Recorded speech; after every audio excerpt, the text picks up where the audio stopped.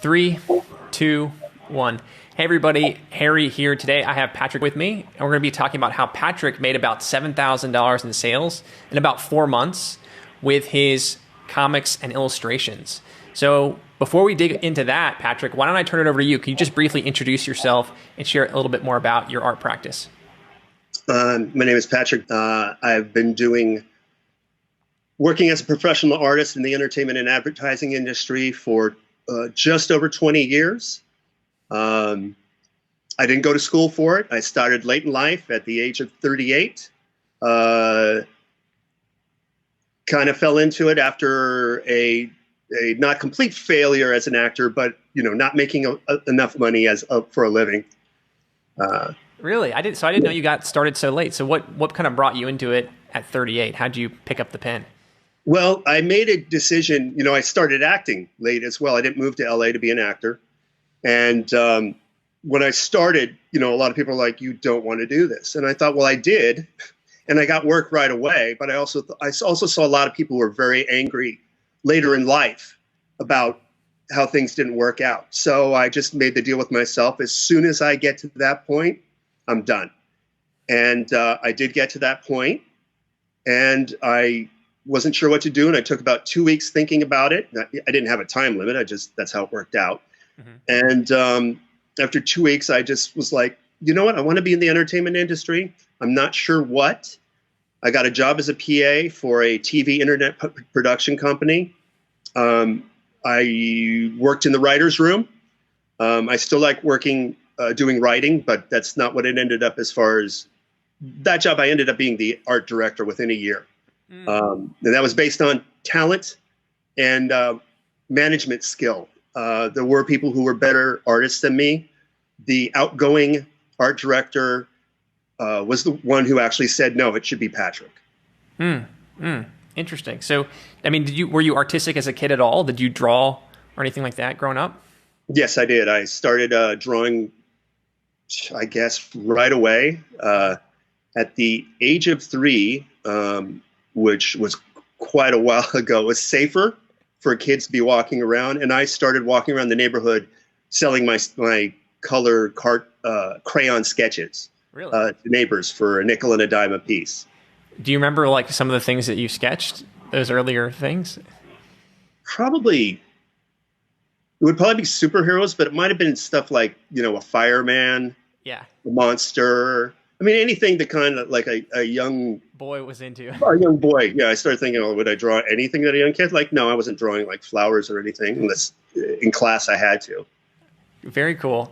And then, so I guess what was there anything in particular? Like, when did you know you wanted to work in the entertainment industry? I always wanted to since I was a child. Mm-hmm. I am from the Bay Area, and so I wasn't in the whole Hollywood thing, but while I was in art class, I came across an opportunity to be in a commercial to promote art in schools. And I never saw it, but apparently I heard it went well. And it was fun. It was very short. It was easy. Everyone said I did a good job. And then even after I moved down to Los Angeles, when I did move here, like I said, I didn't move here to be in entertainment. It was still in the back of my head. It's just something I always wanted to be a part of.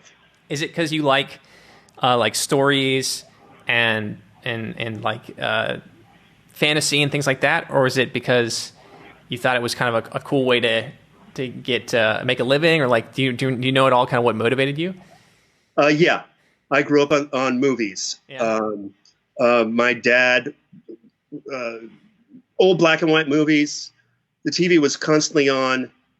We didn't have cable, but movies were cheap back then as far as for the local TV station. So there were old movies playing all the time, and all kinds of different ones I got into. It didn't have to be just monster movies or whatever, or science fiction or whatever. I got into musicals, heavy dramas, and then even by the time I was in high school, I was like one of the geeky kids that watched weird independent movies. I would even have friends occasionally go, hey, you want to go see, like, Repo Man came out. And this guy goes, you like, you see off things. You like weird movies, right? I'm like, yeah. So, yeah. Cool. So that's how that worked out. That's really cool. Yeah, I think that's probably one of the more pure, noble reasons to want to be in entertainment is that you like stories and you just get sucked into them and you've been enjoying them for a long time, you know? Yeah, absolutely. So, like, what do you think makes you kind of unique as an illustrator, as an artist in the field? Several factors. One, I did. I would say most people who get in entertainment are really into movies, TV, or whatever at a very young age. So that maybe that's not so unusual. But I did come from. I was working in restaurants, and I actually had managerial positions, and so I was acquainted with business side of things. Yep. I ended up actually starting out when I was 25. I fell into acting because I was just surrounded by it. So I just thought, I'm already doing half the job. I'm a waiter, so I might as well try to get auditions. And that work as an actor and going to acting classes, doing scene study, and having an oddly, I knew about the comic book thing before it happened. Meaning, I always had a suspicion that they were going to one day. I didn't know they were going to take over, but I thought they were going to be big. And at the time, it was kind of an obscure thing to think. Yeah. But I did, and sure enough, I watched it all happen from the first thing of, and this is after the Tim Burton Batman movie. It really didn't kick in when they had the first X-Men movie, and I went, okay, here we go. And sure enough, before I became an artist, I heard from other artists that it didn't matter if they could even draw or tell a story. Hollywood came looking for independent stories. Most famous one being The Crow, I would think, off the top of my head. Okay. Huh. Interesting. So the question I was asking about, like, what makes you unique as an artist. So it sounds like, you have a bit of a background, a multifaceted background in the field, and so you understand, like, more deeply. So I'm going to cut you off with it. Right? I have ADD and the thought is fresh. Because of the acting. Yeah. Putting personality into the images, right, as far as having the background in any kind of management, I'm thinking about practical things. I can just right off the top of my head, there was a scene on NCIS that was a car going underwater. There was a rescue, and I was given just a very little bit of direction. But the main thing was that the camera had to be in a specific spot for a final image when the person's pulled out of the water. That was what was most important. And it was because of they're working with a giant tank and with a green screen, et cetera, et cetera. And going over it, I was like, you know what? You can film it from this angle, but what has to happen is the actor must pull the other actor out of the water in this manner. It can't work any other way. Otherwise, the shot's not going to work. Huh. And so little things like that, which I don't want to say other artists are not going to necessarily think about that, but often an artist is really focused on making the picture itself perfect, right. Which is it's a bad consideration, but it's just another consideration. Totally. Yeah. It's almost like, you have a more like three-dimensional understanding of like the project at hand, right? It's not just about this exact word for word, matching the spec that they're giving you and representing it. You can actually challenge and push back and give feedback and get them an output that's better than what they anticipated. Yes. Very cool. And so it sounds like you've done some comics. You also do storyboarding. Yes. What's the difference between a storyboard and a comic?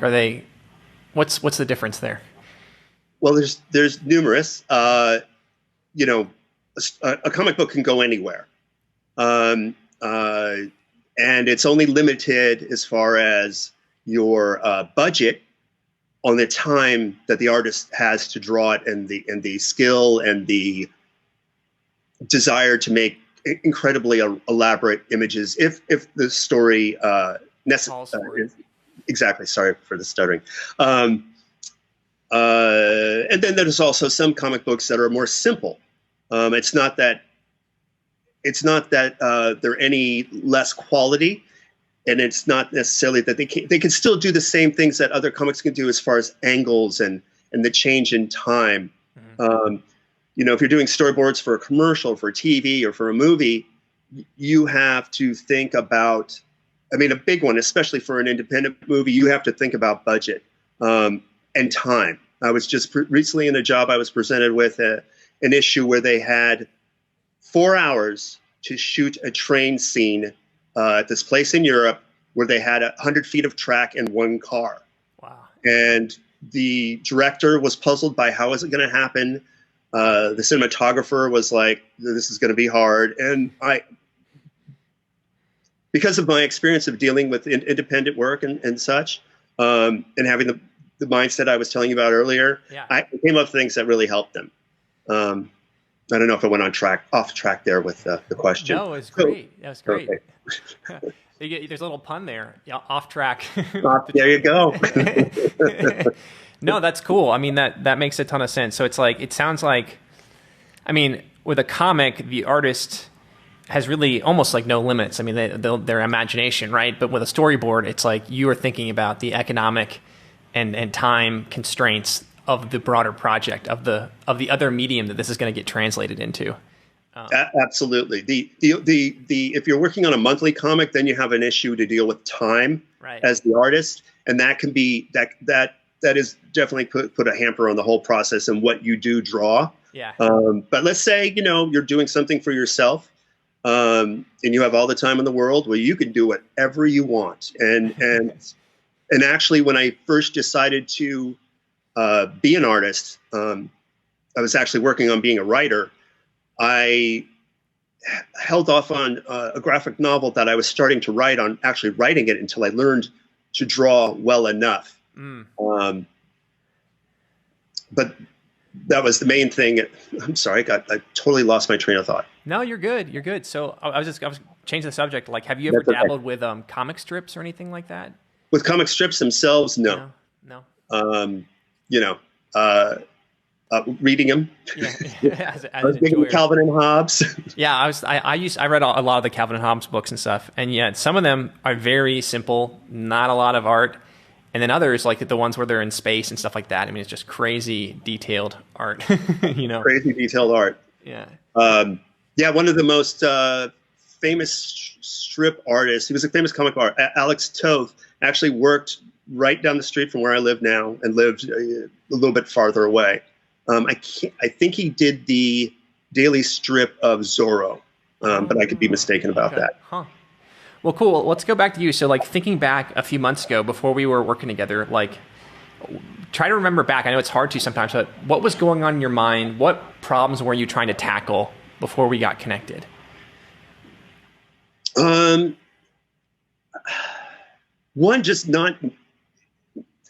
Things that became very apparent is just meeting more people. And this, you and I got connected during COVID, and it's not that you couldn't connect to people online, but there's certain skills that you can learn that I didn't have. There are certain skills that I was aware of and did practice occasionally, but as far as looking for work, just being out there so people know what you do, I was not aware. I knew I wasn't doing the best job I could at that, but I didn't know how to improve. Yeah. So with those things of like kind of getting yourself out there, making new connections, building relationships, what were you trying to do at the time that wasn't working as well as you'd like? Were you trying anything at all, or? God, I'd have to think back before the COVID thing, because during COVID I wasn't really trying. Yeah, I mean that's a point you can just say. Yeah, like in COVID. So there wasn't, especially I mean probably in California, there wasn't as opportunity to get together for, industry events or things like that. No, no. I have a friend that has a house that a lot of people meet at. He's just one of those guys that everyone goes over there, and people are in the industry. And I got work from that, just from meeting other people, and you're hanging out and you're not even really discussing what you do. It just comes up occasionally. Yeah, while you're munching on pizza, watching a movie. Oh, you're an artist. I didn't know that. Oh, really? Hey, would you be interested in doing this? Oh, I'll keep you in mind. And so that happened quite a bit. But that was in, one setting. Right. And I didn't know how to go to a coffee shop. And I joined groups that were networking groups. Mm-hmm. And unfortunately, they were just full of other people who were, quite honestly, working less than I was. Right.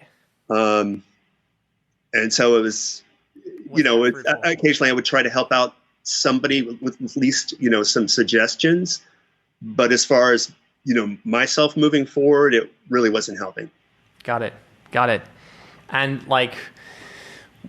what were you feeling at the time with COVID going on? Were you nervous? Were you frustrated? What were your emotions like when you were thinking about this stuff? Oh, very frustrated. I was not concerned during when COVID was happening, mm-hmm. but frustrated. And not. Working as far as sales is, I had a very limited exposure to it when I was young, mm-hmm. With the whole Tony Robbins thing, and okay. It was beneficial to a point. Okay, got it. So where did you first hear about us? Oh, a YouTube ad. And what piqued your interest in particular? The fact I didn't have to be in a gallery. I never tried to get into a gallery, but I knew it was very hard to get in, and that I found very interesting. And also your prior work that you were doing with people who weren't artists was very impressive. So between those two, and the artists that you did at that time work with, that was impressing me as well. Yeah. Okay, cool. Yeah. And are there galleries for illustrators and people that work in that space? Yeah, there are, in a way. There's a lot of art that crosses over. Sure. And there's famous artists that are known for that. What would that be, like pop art kind of, maybe? Or no, I would say it's usually that they'll have it won't be called pop art. It'll be called comic book art, mm-hmm. or entertainment art. But usually you'll see an extension of what they do they'll do what they do in every day, whether it's on a computer. Now everything's on a computer, but they'll do it in oil, or it'll be very abstract is the other thing that'll happen. So you'll see something where they get to, do whatever they want. I see. So they have their core like commercial body of work, and then they may riff on that more experimentally, and then they might do that as a gallery show or yes. something like that. Yes. Ah, okay. Gotcha. So, okay. So yeah, so not having to be in a gallery, and some of the results we'd gotten for the artists and other clients we had, that makes sense. And so, thinking back, I know we've done a lot together, and there's more still to do, but what's one or two or three things that have been helpful to you and helped you make these sales that you've had so far? Certain skills, we worked together the other day, and just knowing that I have something I can do to improve my situation, to get more clients. I actually have steps that I can make where before it was, nebulous, I could meet more people, but now, no, this is how you do it. This is how you can talk to people. These are the words that you can use. And actually having a roadmap that you can actually take steps has always been very important to me, no matter what I was doing. Growing up in high school, my art teacher was a very nice man, but we learned nothing.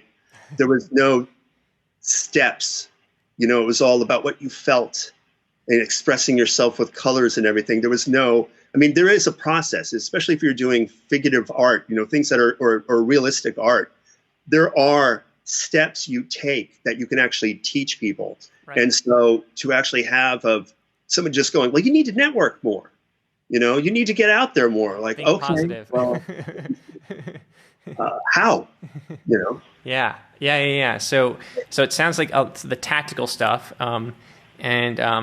Yeah. What else? And you're welcome to get more specific if there's anything tactically or anything. You know, you mentioned like right now you're looking to get some leads off of LinkedIn. So we're working on your LinkedIn profile the other day. So actually, it's giving me ideas that are actually beyond your course. That oh my God, I could do this. For instance, these interviews that we do. Like, oh, wait a minute, I could actually do this. And then I started thinking about all the people who I do watch on YouTube, people who do make I'm not talking about someone like Joe Rogan who actually has a studio, but people who are decided, hey, I'm a famous guy or girl in my field. I'm going to talk about whatever. And they're doing Skype meetings. Right. And that's their channel. Right. And that in itself was like, wow, you don't need, you know, I've done about 40 YouTube shorts for YouTube, actually, back when I was at Maker Studio. YouTube owned Maker Studio. Mm-hmm. And even then, even though everything was done on the cheap, you know, you had to do a lot of work. You know, it's a production. Even if you're doing something schlocky, you got to film it someplace. You got to have a lighting person at least. You got to have a sound person at least. Like for this, you just need yourself. Yeah, you know? Yeah, that's such a good thing to call out because it's like I bet coming from the entertainment industry, yeah, like you're so used to more heavyweight productions where you've got all these people that do different roles, but then you see these people that are coming up and it's like they have no one. It's just them and like the camera and whoever they're talking to. And a lot of those folks, you said that they're famous in their field. It's like it's probably like no, they just start getting out there, and then because they get out there, they become famous. You know what I mean? If that makes sense.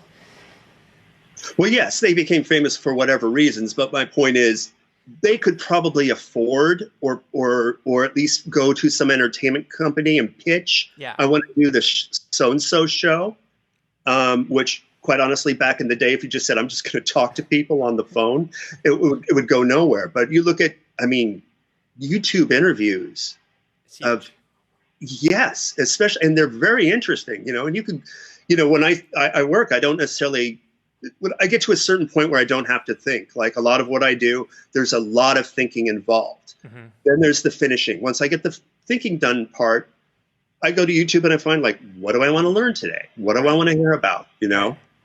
Have you done any interviews of clients that you've worked with so far?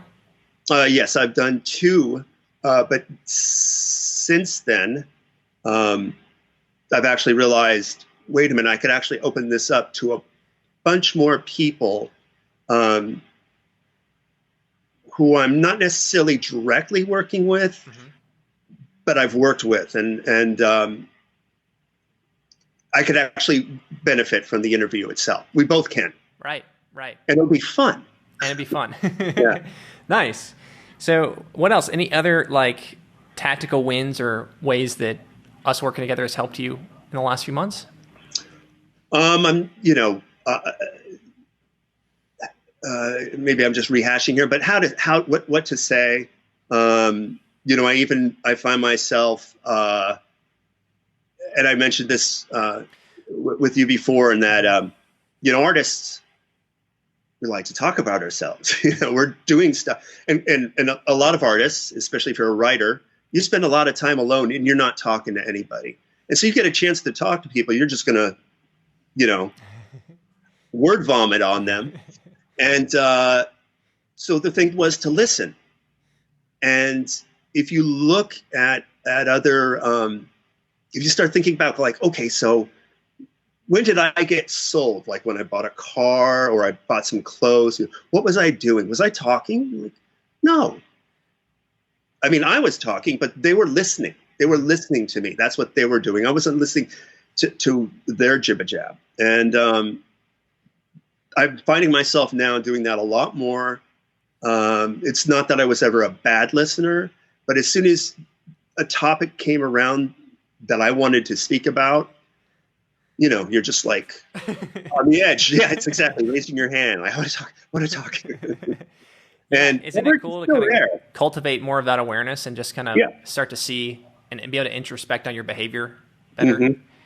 Yeah, that's cool. Absolutely. The whole mind, I knew as soon as I knew that this course could help me, that I knew. I didn't know exactly to what degree. Mm-hmm. But as soon as I read the mental training part, which is in the beginning, I was, yes, absolutely. I knew enough about how the mind works. I knew, about a little bit less about sales, mm-hmm. but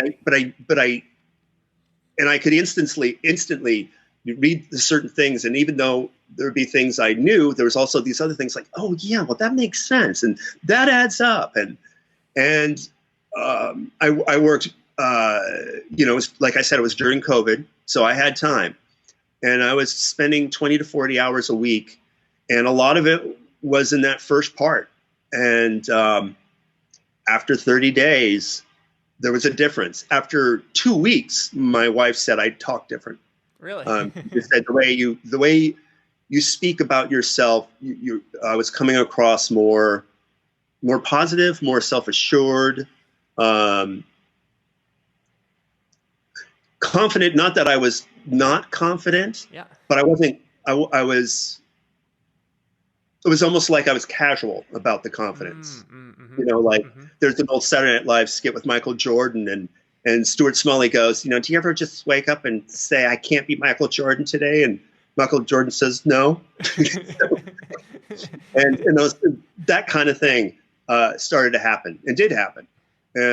It's not that I'll never go back to doing that work. But honestly, after a month, I didn't have to do it anymore. Cool.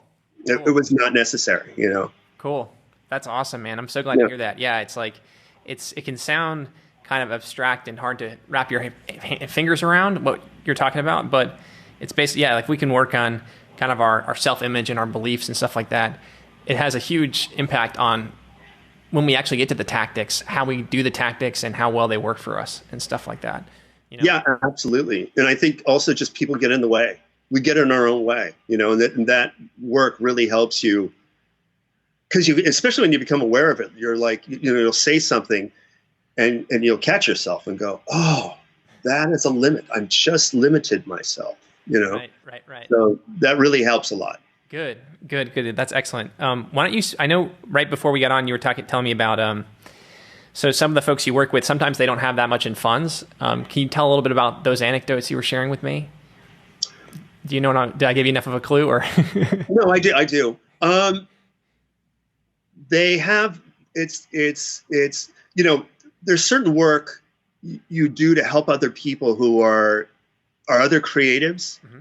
and want to move up in the world, and you will at times meet people who they don't have access to anything, but they have access to more than they think. And also at the end, when you present to them the value that you're going to give them, they're like, you know what? This is not just, it's like you can go to a restaurant, a really nice fancy restaurant, or you can go to McDonald's. Right. And the question is sometimes, I just can't afford to go get a filet mignon. I just can't afford it. Right. But then you'll get another time where you're like, I could afford that, but I'm going to save money. But then when you realize how you're going to feel after you eat that steak, when you're going to realize how much better, like nutritionally wise, your body is doing with that food, you realize you made a good investment. Yes, I made an investment in myself. And yes, you know what? Maybe now I can't buy as much junk food, Right. You can't go get the next iPhone right away or whatever it is. No, I think, and I think to your point earlier about the mindset stuff, it's like, it's not that person didn't have money.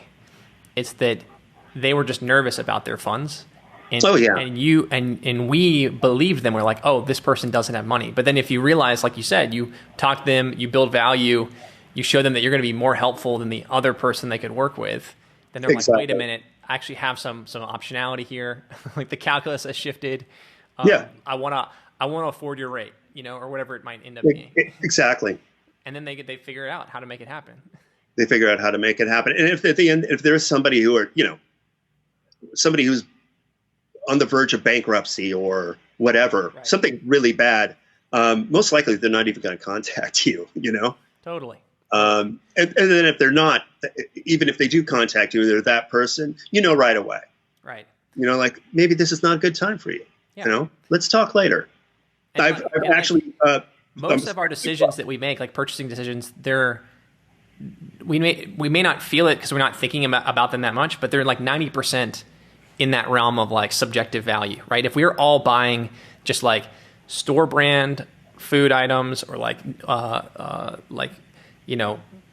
clothes without any logos or things like that, but like that's not how any of the economy works. Like everything is basically nudging you to try to get you to see that there's more value here than just the raw materials that are involved in the process, So any thoughts or response to that? Does that make sense? Yeah, it absolutely makes sense. We do actually go through life just kind of spending money here and there and not really thinking about it. And my parents grew up in the Depression. So actually I was trained to think about it quite a bit. But you do, if you really think about what you're doing, it's not just with investment of your money, it's your time. Yeah. Like, are you going to sit on the couch and just watch TV every night? Yeah. I mean, there's a time and a place for that, or, relaxing and just watching something mindless. But if you really think like, okay, well, I mean, I'm always telling people when someone starts to, friends, not, I wouldn't do this to a stranger, but when it's a friend and they're, dilly-dallying around or whatever, I'm just, I always say, look, I've got less than 50 years to live. I don't have time. Right. Yeah, trading basically money for time. That's what we're doing a lot when we're making these decisions. And what I was trying to get at is like, even if you take like the most, budget-friendly item in a category like a Toyota car or something like that, mm-hmm, that lowest end of the low-end market, it still has like a ton of margin in the price point that they're going to make a good deal on making that sale. And absolutely, like we're just nowhere near selling products and services that are just like bare bones. Everything, every product, even the most like budget or affordable products, have are wrapped in story, are wrapped in perceived value that it then leads people to say yes to those products and services, including your artwork, if that makes sense. Oh yes, it makes sense. Artwork is greatly undervalued by the masses. And when I say that, I know that people look at it and think it's wonderful and think it's great, but the amount of time and energy that artist put in just to get where they are, not for your individual piece, but everything they did in order to get to the point where they could give you that piece, all the literally years and usually often more than decades of training. I started late, and still I can tell you there's 2 decades behind what I do. So every art, even when if they only have 3 years, they were studying hard. They were practicing. It's a lot of energy that goes into every piece of work. Yeah. I mean, any creative field, like there's a lot of effort that goes into becoming good at that pursuit. So it doesn't surprise me. Your course in point. When I think about sometimes the amount of work you do, and I'm like, oh, man. I'm glad that comes through. No, it did. I'm working on like the next version right now, and it's like I'm staring down, and I'm like, yeah, this is going to be a big project, but it's fun. I enjoy it. Thank God for that. So, you mentioned your like the way you were talking with your wife changed, maybe some of the dynamic there. Like, what else? Has there been any other areas of your life beyond your business and these sales that you've made that have improved? Yes. It still has to do with the sales, but the idea that and I'm repeating myself again, but actually having a plan of something takes a huge burden off of, it's like, if you travel and you get somewhere and you have, you don't speak the language, you actually don't know exactly where to go. You don't know how to order food. They're driving on the other side of the road. Yeah. I didn't drive on the wrong side of the road, but I drove under the wrong lane, I found out. Anyway, it's very stressful.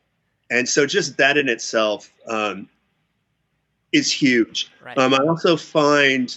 Like, think about if you're in that foreign country and like someone's trying to give you directions and you're trying to hold it all in your head. Like, okay, even if you have a plan, but you're like, you don't have the tools, you don't have anything to write it down or like delegate it, like get it out of your mind. It's stressful as anything. But yeah, it's like, if you can get it out of your head and like come back to it and revisit it, it just becomes way more manageable to tackle like a big project, Exactly. The other thing I find that feels really good is especially working with other people in our group, you can see this stuff. You see what they do and you can point it out to them and help them. And when, I guess it doesn't happen. I mean, it happens with strangers too, but you're not necessarily, pointing out like, hey, if you said it to yourself this way, you'd feel a lot better. There's a sort of a culture in the community where like, there's a culture in the community where certain things that, you would just let pass with strangers. Like you can actually, because you know that you have the shared goal and the shared kind of vernacular, like you can talk to each other about those issues without necessarily being deep friends. Yeah. But yes. And then with friends, I'm finding that I'm sharing this stuff and I'll say, who are not, students of yours. Right. And I'll bring the stuff up and they'll go, oh, I didn't think of it that way. That actually helps a lot. Thank you. And I'm finding that one of the things that you've said over and over is things happen when you start to help other people. And that's what's really cool about this that I was not exposed to when I was young, when I briefly tried sales out, was it wasn't about then. It wasn't what I was being taught was not about helping the people. It was about, is this person is this person going to be a customer? Are you qualified? All that kind of stuff. And that still happens. But if you're sincere about really helping them, it makes it fun. Yeah. It makes it fun to actually look for work because I know I can help these people. It's not me just saying, if you hire me, I know I can help you. You're like, no, I've already helped you some. I know I can help you. Yeah, I've already helped you a little bit. And if you like this, like there's more where that comes from. Exactly. Yeah. No, that's cool, man. That's really cool. It's, there's different schools of thoughts with sales. You get this, I think a lot of people come up with that image of like, they get handed this huge list of contacts, maybe like Glengarry Glen Ross, and it's like smile and dial, like just like grind through cold calling people. And I think that worked at one point, but I think, and I know it still works today, but it's just not, energizing, right? It's not, it's not as enjoyable. I think people are more savvy to it, Mm-hmm. And they stay away from it. Yep. So there's definitely a movement, like the whole thing in sales is like, if you can be perceived by your audience as a trusted counselor, like that's kind of like the pinnacle perception. And, people don't say, oh, wow, Patrick, you're my trusted counselor. But you can just tell because they listen to your advice. They like your input. They're coming to you. It's a two-way relationship rather than you just, pushing stuff at them. Yes. So. Yes. And it's so satisfying too when they're happy, Mm-hmm. It really, I had a director, I improved on what I thought, they wanted. And the director said, it's not exactly what I wanted, but this is better. and it's, the ego fulfillment was really good, but also the idea of like, wait a minute, I just improved their day. Yeah. Like they're going to be a little bit better. Yeah. Yeah. It's like you have, I think there's something about, in any creative field, especially art, like if you know that your work is making someone's day better, or it's changing the course of their life, right, in some direction, that's like a drug. It's really fulfilling. Yes, it is. Yeah, you see why people do, other than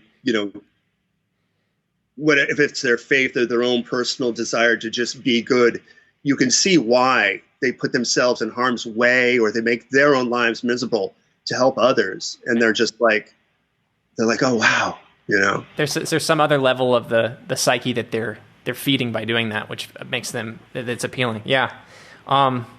Anything else? Any other areas of your life that you feel like you've improved? We've covered a lot. I'm probably missing something, to be honest with you. No worries. You know, I have other interests outside of entertainment, Mm-hmm. and I guess you could just say that how the brain works, Mm-hmm. How society works is really fascinating to me. And actually, that crosses over into specifically screenwriting, is really under, you know, learning psychology and everything, and the psychology of this of your training is really insightful and fascinating. You know, it's not, once again, as I said, you know, learning stuff from long ago. The only time I ever heard anybody actually go into any of that kind of stuff was reading the Tony Robbins book. Mm-hmm. Other than that, working with other, you know, doing, like you said, like, you got to get on the phone, you got to call, you know, in the next hour, you got to call at least 60 people, right. You know, get your nose in. And that was not addressing any kind of, like, you know, to me, there's a certain spiritual factor of actually applying psychology with other people when it's in a positive realm. Mm-hmm. And that is very fulfilling. You know, I know people are fulfilled, like, yeah, I got the sale, but to know all this stuff and why it's working, and then to actually see it in other people, and like I said, you know, to offer. I can't think of any. I know it's happened once or twice when there's been some kind of conflict between friends, mm-hmm. and I brought up, well, you know, they just want this or they just want that, and it's because you start to learn what really ticks people, right? And or what makes people tick, right? And so that feels good. It's to me, it's a fulfilling, interesting thing. So it sounds like, yeah, it's like it's helping you like be like a peace broker in some of your relationships, or sometimes, yeah, sometimes, or yeah, no, exactly. I mean, it's like our primary objective is to help you guys make more art sales, but in order to do that, you have to understand, you know, what motivates people, what motivates them to take action, and when you get into all that stuff, it opens up a huge, discussion of psychology that is very widely applicable to other relationships and things. So I'm always excited to hear that, and it's cool because it just allows you to tap into like deeper versions of yourself, and you're like, oh, yeah. I didn't know I could do this, but like I just helped this person, or I made my friend's day, or whatever it is, and it's just because you've been flexing these kind of psychology and communication skills. So that's awesome. Yeah, I actually, you know, I was thinking, you know, it really wouldn't matter what you do. Like if somebody just did that first part of the course and they're not an artist and they don't want to sell anything, like, you're going to get a lot out of that. Yeah. It's huge. And I could also see immediately, like, that is the foundation, because we have our own little, you know, I think everybody does, their own little personal roadblocks that pop up when they're doing other parts of the business, whether it's the sales or actually even in the creation. You start to see, like, oh, that's something I'm doing in my head. Right. Like, that's not really what's going on. Right. I'm playing this mind game on myself, you know? Yeah. This loud voice in my head has been saying this is the way things are, but now I'm getting distance from it. So I'm like, wait a minute, is that true? And yeah, you realize exactly. It's not. Exactly. Well, cool, man. Well, do you feel like you've gotten a return on your investment so far? I got my return on my investment as soon as I read or listened to the first combo, the first few lessons. Financially, I absolutely did. In fact, I would have, there's a client I would have not worked with, mm-hmm. had I not taken the course. You would have written them off proactively that like it's not a fit. It's not a fit. Absolutely. I was just like, it's not a fit. They want it too quickly. What they want to invest is just like, I understand why they're doing it, but like my time is, I don't have time to help. So you would have taken those things that they shared with you as like fixed truths that were unmovable and been like, that's not a fit and moved on. But and I have to also tell you there's two clients specifically, which equal 3 people because there was a team on one, and they were ecstatic with what they got. Ecstatic. I mean, I wish, well, we'll just leave it at that. It was a very good experience for all. Good. That's awesome. So like thinking back to our conversation, when we first connected, we were having a strategy session together. Why did you decide to do business with us? Oh, I'm thinking back. Give me a second. It's a while ago, but try to remember back. Yeah.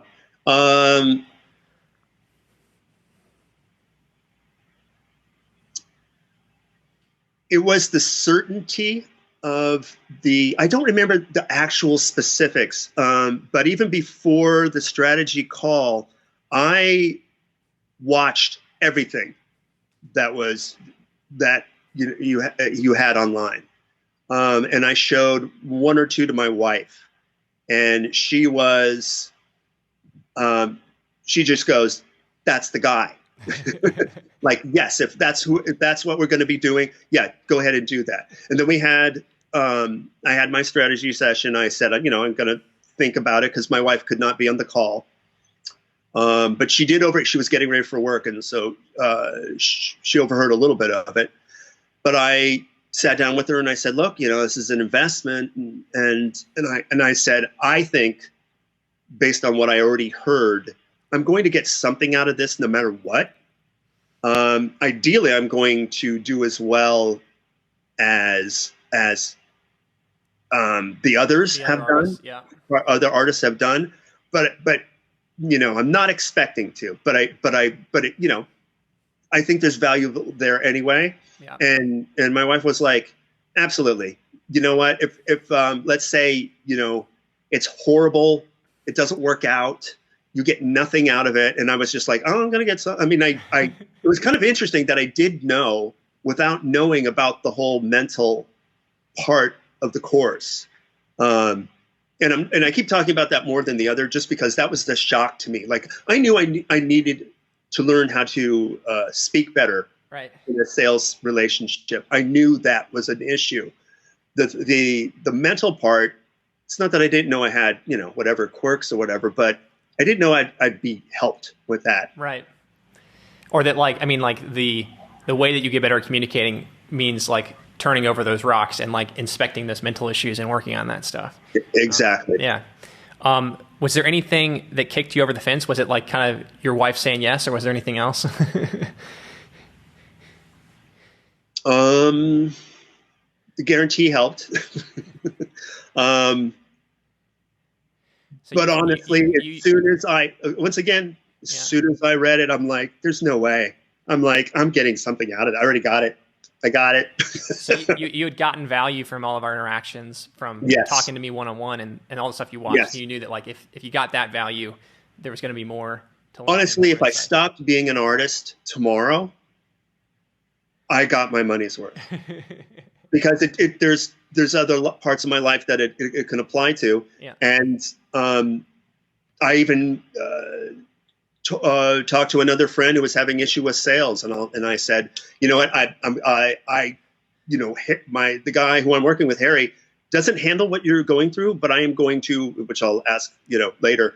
But he probably has some suggestions, because there are things that you can do. Right. Right. So I could tell, that this is not just art that this applies to. Right. And I think so you what's so cool to me is, what motivates me is not like just you guys making more sales or making a couple sales in the first few months. Like that's great. But it's really like when you guys realize that, oh, this is not just the sale. It's the fact that I've learned how to make this sale again and again and again. It's like learning how to fish and know that you have that skill set for the next year, the next 2 years, next 5 years, next 10 years. Like that, when that sinks in, that's when you realize, oh my gosh, this is something different.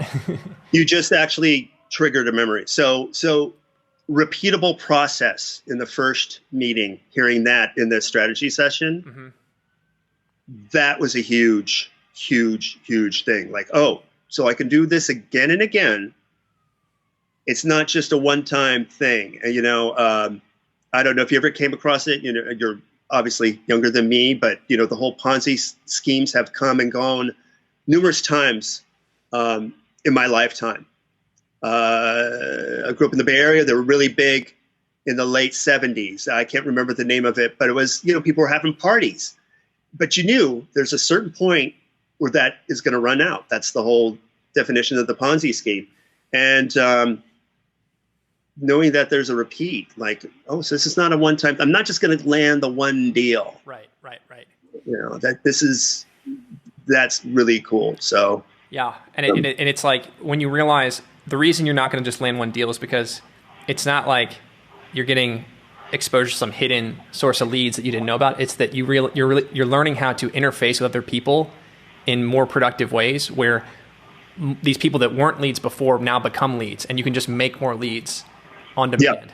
As needed. I actually thought the course was going to do that. It was going to be possibly this, so where are these people? Or because I was doing, I don't know if you remember, but I was doing these pieces of art that were outside of, doing illustrations that were outside of the entertainment industry, even though it was entertainment characters. Right. And it was the idea of like, well, who's going to buy this? We know somebody is, but we don't know who. So that's what I thought it was going to be like. Oh, we'll get the leads, Right.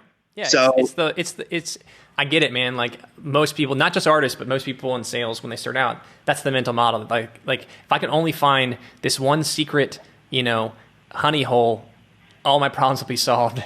And it's just that it's a little bit more nuanced than that. But once you get your head around the nuance, it's actually way more empowering. Because if it was the thing that, if the truth was that there was this hidden source of leads, well, when that source of leads runs out, you're back at square one.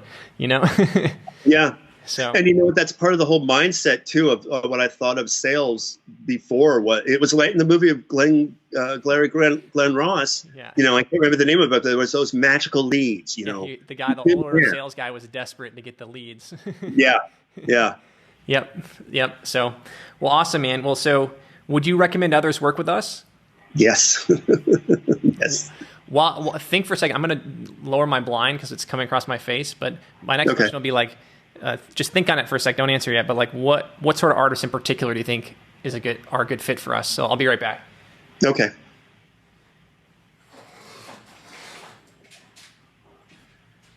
All right, back. Okay. I would think any artist is going to benefit. I think ones that'll specifically benefit are ones that are already selling, ones that are always selling with a gallery, and I have nothing against galleries. I'm not, but I do have issue with the idea that there are gatekeepers, and I don't like the fact that limits us. Is really frustrating. And so I think anybody who has ever, bounced off of that. I mean, there's numerous artists I've been hearing in the group. They don't know who their customers are. It's one advantage I have over them. Like, really? You don't know? Like, no, right. The gallery doesn't tell us. That was just shocking to me. You don't know who owns your work? Like, I get it if it's on, your whatever, artsy, obviously you don't know those people, the thousands of people who bought, your t-shirt or whatever, but you don't know who bought your 5 by 7 foot oil painting. You don't know who owns that. That, like, I would think if I was the buyer, I want to know the artist. Right.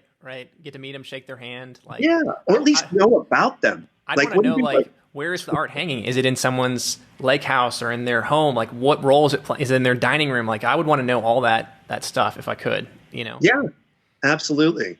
There is a part of you that does want a good, it's like people sometimes when they sell a house or a car, they're like, I just want to know there's a good home for it. But you also, especially when you do a piece of art where you're like, I might want to hang on to that. I think I'm going to keep it. But when you meet somebody who is like, I had this one painting, this guy wanted it for years. I think it was 3 or 4 years. He was always asking me about it. And I was just, you know what? It's so important to you. It's yours. That's awesome. Yeah. Yeah. And I think that's that I have nothing against galleries either. I think the good ones, whether I get why they feel like they can't share who the clients are, but they at least provide some sort of general insight into like, well, these are on average your clientele, or this is where they're coming from. Something like that would be a nice visibility, and they definitely play a role. They can be helpful, but it's and I like to go and look at the art. Right. It's nice to go to my big thing is going to conventions like Comic-Con. That's, to me, I've gone numerous years. I don't spend a dime. Mm-hmm. I go and I look at the pieces of art that I cannot afford. And quite honestly, where am I going to put them all? Because there's, dozens and dozens of images that I'm just like, God, wouldn't that be nice hanging? But at the end of the day, people who collect a massive amount of that art, it's not even hanging up. Mm-hmm. That's so much. They have to put it in the corner somewhere. In corner storage or something. I like going and seeing it somewhere. So yes, absolutely. Well, so what other sort of artists do you think we're a good fit for? Any other types? Yeah, I think abstract artists, only because it's from my knowledge, and I may be wrong, so whoever's going to correct me later, as any kind of abstract art, just because from what I understand, it's the most popular. So if you can go, if you're learning how to meet more people, how to find more clients, if you already have a piece of art or art style that resonates with people, that's fantastic. I also think of anybody who thought they couldn't sell their art. I've met people who are fantastic artists who worked, in the entertainment industry, or did stuff on the side for family and giggles. But they're really good. And they didn't know that, there's this one guy, he painted floating mountains that were upside down in the air. And this guy, this is long before, probably before you were alive. This guy, he met an art agent, and they said, you can sell these. There is a market for these. People love this stuff. So I don't know, greeting card artists maybe can't use your help. So, Now it's interesting to hear your perspective. That's all good. Yeah, I think those are all valid, and I think I would add just like kind of like some of the stuff you were saying earlier. Like if you're open to working on your mindset, working on your communication skills, like working on those things. Yeah, if you for any reason think like I did, and rightly so, that you have room to grow, just as a human being. Period. Yeah, this will work for you. Nice. Absolutely. So if someone's listening and they're on the fence, why should they take action right now? Repeatable process. You're making an investment in yourself.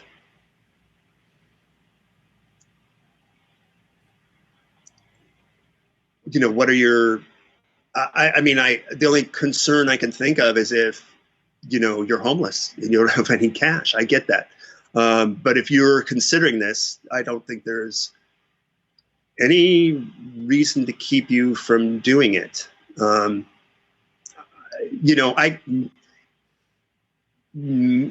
you're an artist that works so much, other people see your artwork and you really don't want to deal with people because you're some weird introvert, and sorry, weird introverts, I don't mean to offend you, then yes, but I can, you know what, your course can help you be a better artist because you can actually work with your client better. Right.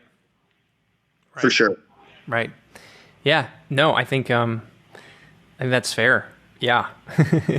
if you're Jeff Koons or something like that, you might not need to work with me, but most people aren't, very, very that level of success or anything like that. Yeah. So, and I think from what I understand, there are people who work with you that don't necessarily need to work with you, but they're benefiting still. So I agree with that. We have this interesting cohort I haven't shared with you, but there's these newer folks coming in that have gallery representation. They're selling their pieces for a lot of money, and they just, even though they're already busy and they want to have time with the canvas and stuff, they're just benefiting so much from this because it's helping them think about their art practice and their messaging and how they engage with their clients in new ways, in better ways. And they're just all over it, even though it's not like they have to immediately see a sales ROI from what they're doing. So I'm with you on that for sure. Awesome. So what's your number one piece of advice for artists? My number one piece of advice? Yeah. For artists.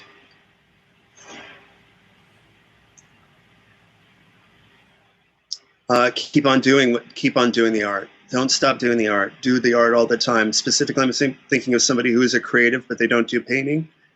And I've seen that person fail over and over again, and they always go upwards. The person has done more creative stuff than I've ever seen. We're all stunned by it because this person has failed over and over again. And they've gotten better. And from what I understand, though I haven't talked to this person since this happened, they just bought a nice plot of land in ex-con, too, by the way. So keep at it. Do it. Just that's the number one advice. Yeah, it's like if you just take action, you're gonna make mistakes. Words. You're gonna make mistakes. You're gonna have some of the art you're not gonna like. There's gonna be things that you're not happy with, but whoever takes more action, they end up having more mistakes, but they have more successes too. And I think it's the same with art, and I think it's the same with what we do together through the communication and the sales and all of that. Babe Ruth had the record of most strikeouts. What's that? Babe Ruth had the record for most strikeouts. I don't know if it still holds. Oh, right. Exactly. He had the most home runs at his time and the most strikeouts. Yeah, exactly. So I guess that's probably where Swing for the Fences. Yeah, there you go. Yeah. Nice, man. Well, this is great. So what's ahead for you? What do you have planned for the next 3 to 6 months? What are you excited about? What are you looking forward to? Oh, well, there's quite a bit going on. Prior to starting with you and prior to COVID hitting, I had a film that I wrote that was in pre-production. So we're working on that again.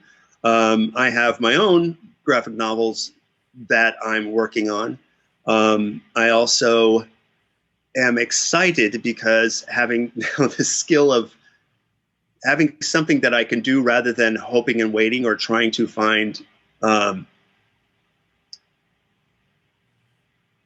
I just now have a way to actually look for work that I know that I'm probably going to get into a position where I have to turn it down. And it's not that hasn't happened before, but you do get to, we live in a 3-4 dimensional universe and we can only do so much as a single person. So that's an exciting transition when you start to have so much opportunity coming to you.